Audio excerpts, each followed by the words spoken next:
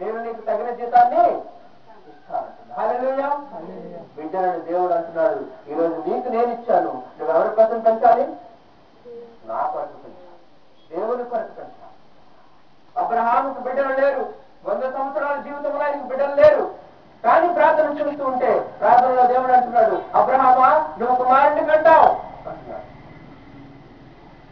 సారాకు బహుమానంగా దేవుడు కుమారుడిని ఇచ్చిన తర్వాత ఏం చేశాడు? ఎవరి కోసం పెంచాడో చూద్దామైనా, ఈ బిడ్డ నా కోసమా లేకపోతే వాడి కోసమా చూద్దామని దేవుడు పరీక్ష పెడుతూ అంటున్నాడు, వాడిని తీసుకుంటే బలి ఇచ్చే అన్నాడు. అప్పుడు అబ్రహాం ఏం చేస్తున్నాడు? ఈ శాస్త్రం తీసుకొని చెప్పకుండా పండ మీదకి తీసుకుని వెళ్ళి బలి ఇవ్వడానికి బలి అర్పణ సిద్ధము.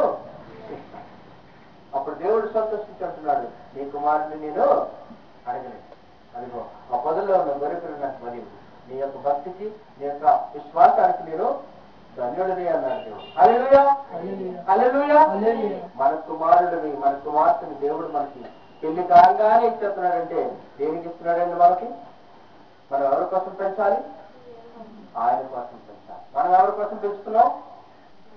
ఇంటర్నెట్ల కోసం పెంచుతున్నాం, సినిమాల కోసం పెంచుతున్నాం, షికార్ల కోసం పెంచుతున్నాం, దెయ్యాల కోసం పెంచుతున్నాం, దబ్బర దేవతల గురించి పెంచుతున్నాము.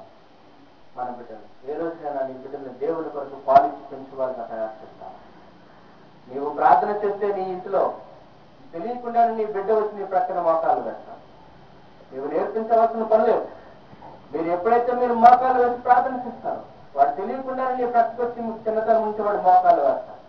వాడికి అర్థమవుతుంది ఇక్కడ ఏదో జరుగుతుంది. ఆ తర్వాత వాడే అమ్మ ప్రార్థన చేస్తున్నావా అని పిలిచే స్థితికి మీరు హల్లెలూయా. మనం విశ్వసించేవారుగా ఉండాలి, నమ్మిక కలుగువారుగా ఉండాలి, ఆయనను పిలుచువారుగా ఉండాలి, నిరంతరము పిలుచువారుగా ఉండాలి.